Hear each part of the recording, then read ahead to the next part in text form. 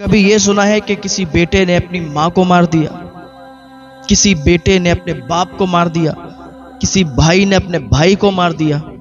اس طریقے سے بہت کم سننے میں آتا ہے، لیکن کچھ کم بخت ایسے بھی گزرے ہیں کہ جنہوں نے اپنے ماں باپ کو مارا ہے، پراپرٹی کے لیے، مال کے لیے اپنے بھائی کو مارا ہے۔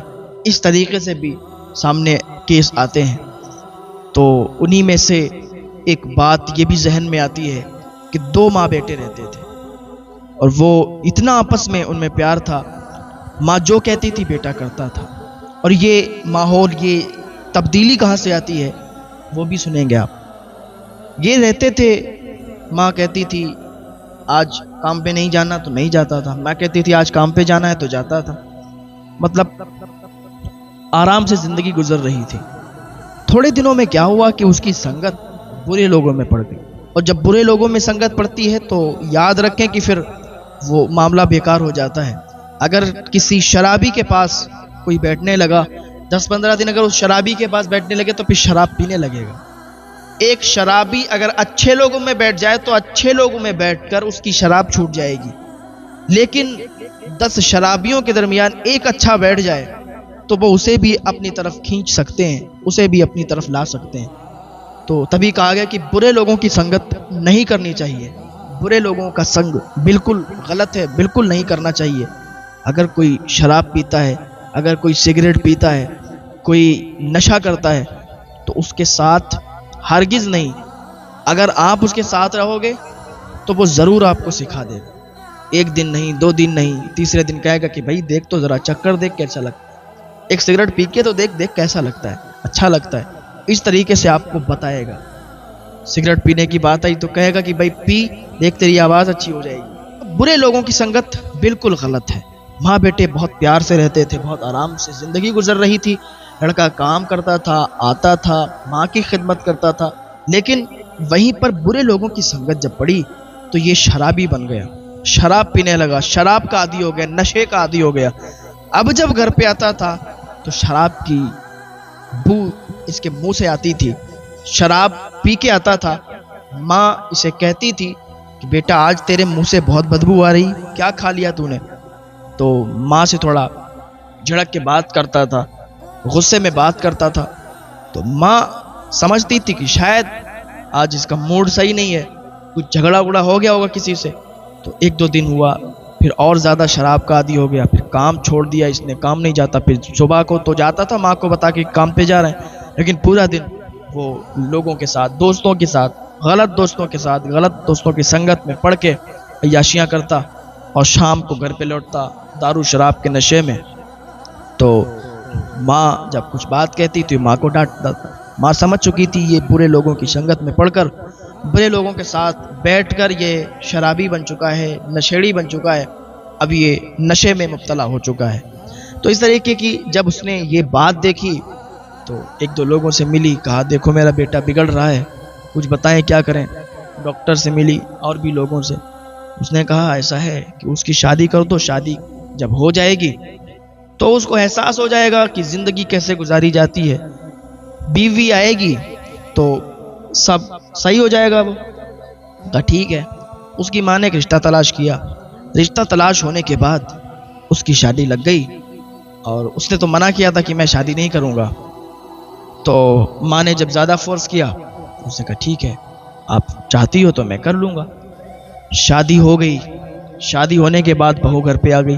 پہلے تو ماں ہی سارا کام کرتی تھی، اب کیا ہوا کہ اب جیسے ہی اس کی بیوی آئی تو اس نے سارا کام سنبھال لیا۔ بیوی جھاڑو لگاتی، بیوی پوچھا کرتی، کھانا بناتی، سب کچھ بیوی کرتی تھی۔ ماں کو بہت سکون ہو گیا، ماں بہت خوش تھی، بہو کی تعریف کرتی تھی، بھائی میری بہو تو چاند کا ٹکڑا ہے، واقعی میری بہو نے میرے گھر کو سنبھال لیا۔ اور ادھر یہ اس کا بیٹا جو تھا یہ بھی دارو شراب کے نشے سے بالکل ہٹ چکا تھا، دارو شراب کا نشہ بالکل ختم کر چکا تھا، برے لوگوں کی سنگت سے دور ہو چکا تھا۔ اب بیوی آئی تو یہ کام دھندا اس نے چھوڑ رکھا تھا، تو بیوی نے اسے ایک دن کہا کہ تم کام کرنے کیوں نہیں جاتے، کام کرنے جاؤ تاکہ کچھ پیسے آئیں تو اپنا گھر صحیح سے چلے۔ بیوی کی بات مان لی، کام پر نکل گیا، روز آتا جاتا کام کرتا۔ بیوی جیسا کہتی ویسا ماننے لگا، بیوی جو کہتی وہ کرنے لگا۔ اب کچھ ہی دنوں میں بیوی کے بھی رویے بدل گئے. بیوی کا رویہ ایسا بدلا کہ ماں کو اس نے کھانا دینے سے بھی انکار کر دیا. بولا میں نہیں دوں گی، تمہیں اگر اچھا لگتا ہے تو تم اپنی ماں کو کھانا دو. تھوڑے دن تو بہت زیادہ، جب شادی ہوئی نئے تھے تو بہت زیادہ ماں کی خدمت کی.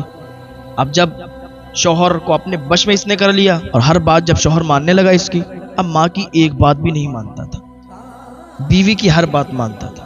بیوی نے ماں کو کھانا دینا چھوڑ دیا اور چھوٹی چھوٹی باتوں پر شوہر سے شکایت کرنے لگی کہ دیکھو تمہاری ماں نے آج مجھے ایسا کیا، تمہاری ماں نے ایسا کہا، تمہاری ماں نہیں چاہتی کہ میں اس گھر میں رہوں، تمہاری ماں نہیں چاہتی کہ ہم دونوں کی بنے، ہم دونوں ایک ساتھ میں رہیں، یہاں رہیں.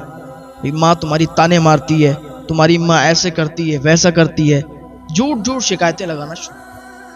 جھوٹ جھوٹ شکایتیں. جب شوہر کام کر کے آتا تھا اور وہ جب جھوٹ جھوٹ شکایتیں سنتا تھا تو اسے بھی غصہ آتا تھا اور ماں سے جا کے جھڑک کے بولتا تھا، ماں تم میری زندگی میں مت پڑو، ماں تم میری زندگی کو برباد کر کے رکھ دو گی. میری بیوی مجھے چھوڑ کر چلی جائے گی اور میں اپنی بیوی سے بہت پیار کرتا ہوں، میری بیوی اگر چلی گئی تو اچھا نہیں ہوگا. ماں تم میری بیوی کے کام میں دخل مت دیا کرو، میری بیوی جیسا کرتی ہے اسے کرنے دو، بیوی اور میرے بیچ میں مت آؤ.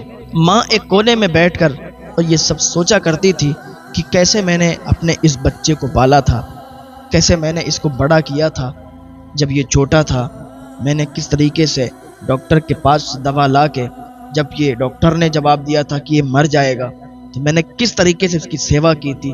میں لگی رہی اور میں نے ڈاکٹر کے پاس لے جا کے اور کہا تھا کہ میرے بچے کو بچا لو، چاہے تو میرے خون کا قطرہ نکال لو، چاہے تو میری جان چلی جائے لیکن میرا بچہ بچنا چاہیے، میرا بچہ یہ نہیں مرنا چاہیے، میرے بچے کی جان نہ جائے، میری جان چلی جائے لیکن میری بچے کی زندگی بچ جائے.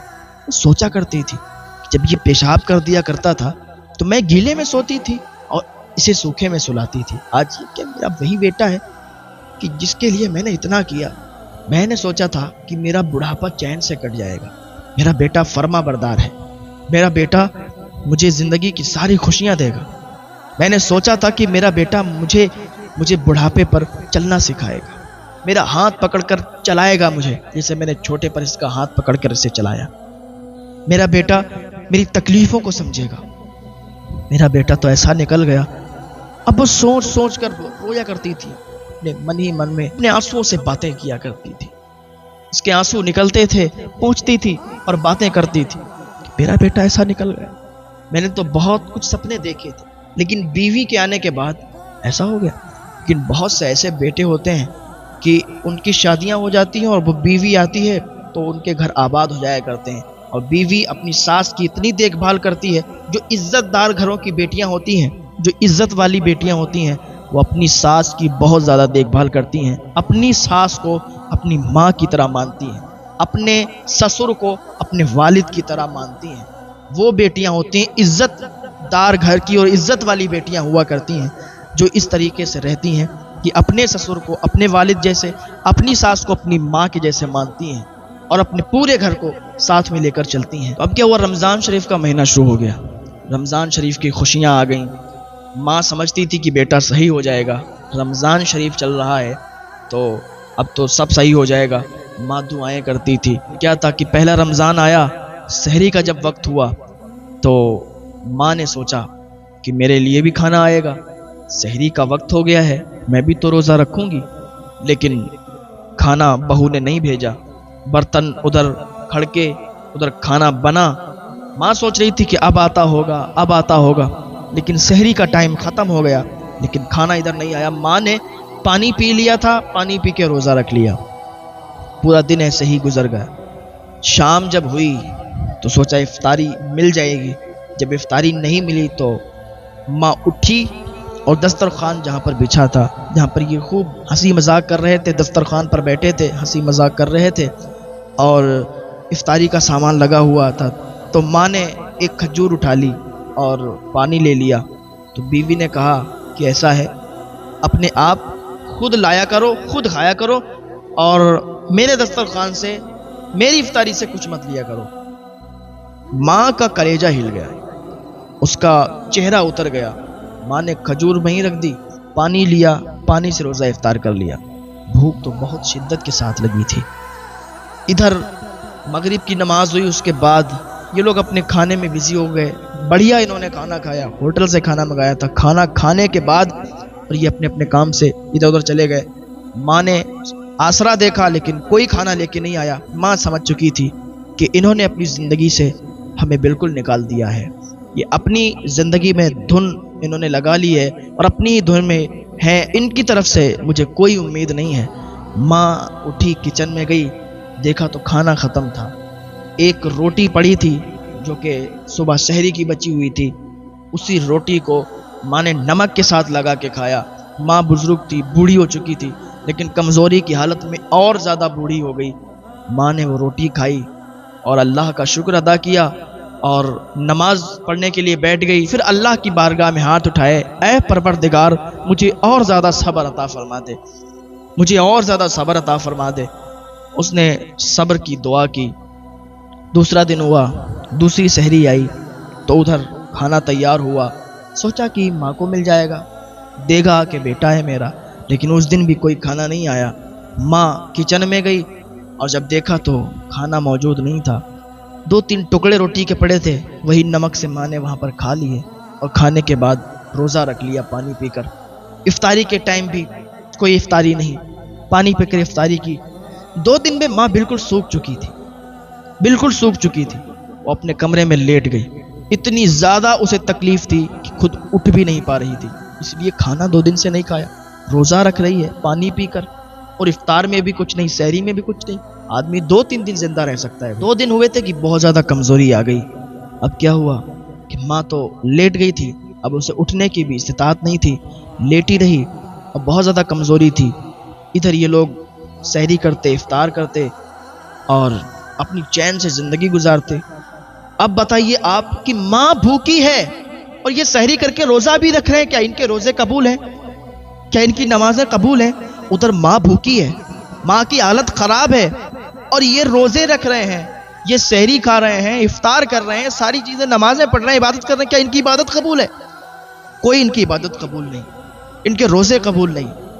ماں کو اس طریقے سے رکھ کر اور عبادت قبول ہو جائے، روزے قبول ہو جائے، کیا ایسا ہو سکتا ہے؟ ہرگز نہیں. اللہ پاک ہم سب کو ہدایت کی توفیق عطا فرمائے، والدین کی خدمت کرنے کی توفیق عطا فرمائے. ماں اگر روٹھ جائے اسے منا لیا کرے، باپ اگر روٹھ جائے اسے منا لیا کرے. اگر ماں باپ روٹھے ہوں گے تو زندگی میں کبھی بھی کامیابی نہیں ملے گی. ماں باپ اگر آپ سے ناراض ہوں گے زندگی میں کبھی بھی کامیاب نہیں ہوگے.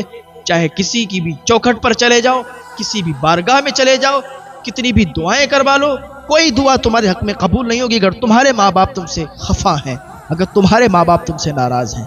ماں لیٹی تھی اور 1 دن گزر گیا، 2 دن گزر گئے، 3 دن گزر گئے، ماں دروازے سے باہر نہیں آئی، ماں اپنی جگہ سے باہر نہیں آئی.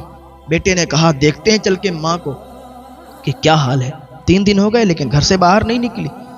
جب دروازہ کھولا تو کیا دیکھتے ہیں کہ ماں کا انتقال ہو گیا تھا. ماں کا انتقال ہو گیا تھا اور ماں بالکل سوکھ چکی تھی. ماں 3 دن سے اندر تھی، باہر نہیں آئی. انہوں نے جھانا نہیں، انہوں نے جھانک کر نہیں دیکھا. لیکن 3 دن کے بعد بیٹے کو فکر ہوئی کہ چلو ماں کو دیکھ لیتے ہیں. دیکھا تو ماں مر چکی تھی. اب اس نے رونا چلانا شروع کر دیا، بہت زیادہ چیخنے لگا، چلانے لگا. اب تیرے چیخنے اور چلانے سے کیا فائدہ، ماں کو تو نے ہی مارا ہے. اب اسے احساس ہو رہا تھا کہ میں نے بہت غلط کیا. اگر ماں کی خدمت کرتا، ماں کی دیکھ بھال کرتا، ماں کو اگر سحری ملتی، ماں کو اگر افطاری ملتی تو ماں بچ جاتی. ماں اس طریقے سے نہیں جاتی. اب اسے بہت افسوس ہو رہا تھا. کیا ایسے بچے کیا یہ معاف کر دیے جائیں گے کہ یہ تو اپنی ماں کا قاتل ہے؟ ایسے بچے، ایسی اولاد معاف کی جائے گی؟ ارے ماں باپ کو تم نے کیا سمجھا ہے؟ ماں باپ کا بہت اعلیٰ مرتبہ ہے. حضور پاک صلی اللہ علیہ وسلم کی بارگاہ میں ایک نوجوان آیا اور آ کے کہنے لگا کہ حضور میرے مال سے میرا باپ بغیر اجازت کے کھا لیتا ہے. حضور پاک صلی اللہ تعالیٰ علیہ وسلم نے جب اتنا سنا تو کہا اس کے باپ کو بلایا جائے. جب اس کا باپ آیا تو راستے میں اس نے کچھ اشعار کہے، کچھ کہا. حضور کی بارگاہ میں جب پہنچا تو حضور نے فرمایا کہ بات تو ساری بات میں کریں گے، پہلے یہ بتا تو نے راستے میں کیا پڑھا تھا، تو نے راستے میں کیا کہا تھا، کون سے اشعار کہے تھے؟ تو تو وہ کہتا ہے یا رسول اللہ صلی اللہ علیہ وسلم آپ تو دلوں کے حال کو بھی جانتے ہیں. یا رسول اللہ میں یہ کہہ رہا تھا کہ جب میرا بیٹا چھوٹا تھا اپنے بیٹے کی خوشی کے لیے کچھ بھی کرنے کو تیار تھا. جب میرا بیٹا چھوٹا تھا میں اس کی انگلی پکڑ کر اسے چلنا سکھاتا تھا. میں اس سے امید یہ رکھتا تھا کہ جب میں بوڑھا ہو جاؤں گا یہ جوان ہوگا تو مجھے میرا ہاتھ پکڑ کر یہ مجھے چلائے گا. میں اس کو اپنے کندھے پر بٹھالتا تھا. امید یہ رکھتا تھا میں بوڑھا ہو جاؤں گا یہ میرا سہارا بنے گا. میں اس کا ساتھ دیتا تھا. میں اپنے دانتوں سے چبا چبا کر اسے کھانا کھلاتا تھا اس لیے کہ جب میں بوڑھا ہو جاؤں گا میرے دانت کمزور ہو جائیں گے میرا بیٹا اپنے منہ سے چبا چبا کر مجھے کھانا کھلائے گا. لیکن مجھے یہ امید نہیں تھی یا رسول اللہ صلی اللہ علیہ وسلم مجھے یہ امید نہیں تھی کہ میرا بیٹا آپ کی بارگاہ میں آ کے شکایت کرے گا کہ میرا باپ میرے مال سے بغیر اجازت کھا لیتا ہے. جب حضور پاک صلی اللہ تعالی علیہ وسلم نے یہ سنا تو اتنا روئے کہ آنسوؤں سے ساری داڑھی تر ہو گئی. اتنا روئے آپ کہ آنسو نیچے ٹپکنے لگے اور داڑھی بھیگ چکی تھی. اور پھر فرمایا آپ نے کیا تجھے پتا ہے یہ جتنا بھی تیرے پاس ہے یہ تیرا کچھ بھی نہیں ہے یہ سب تیرے باپ کا ہے. اگر تیرے باپ نہ ہوتے تیرے والد نہ ہوتے تو تو بھی آج نہیں ہوتا. تو کیا ہے یہ سارا کچھ یہ مال یہ دولت یہ سب تیرے باپ کا ہے اور تیرا باپ جو چاہے کر سکتا ہے جب چاہے جتنا لے سکتا ہے. وہ حضور کے قدموں میں گر گیا. حضور معاف فرمائے میں نادان تھا. حضور معاف فرمائے مجھ میں عقل نہیں ہے میں نے آپ سے شکایت کر دی. میں توبہ کرتا ہوں. اور اس نے اپنے باپ کو گلے سے لگایا. باپ نے بیٹے کو گلے سے لگایا. کہا بیٹا تیری اتنی چھوٹی سوچ تھی. کہا بابا مجھے معاف کر دو اس سے غلطی ہو. تو ہمارے پاس ہمارا کچھ بھی نہیں ہے. جو کچھ بھی ہے سب والدین کا ہے. ہمیں چاہیے کہ ہم والدین کی خدمت کریں ان کی سیوا کریں کبھی ان سے اف تک بھی نہ کہیں. ماں باپ کی دعاؤں میں بہت اثر ہوتا ہے. اگر ماں باپ دعا کر دیں تو بچہ کامیاب ہو جاتا ہے. کامیابیوں کی وہ منزل پر پہنچتا ہے کہ جہاں کسی کی دعائیں کام نہیں آتی ہیں وہاں ماں باپ کی دعائیں کام آتی ہیں.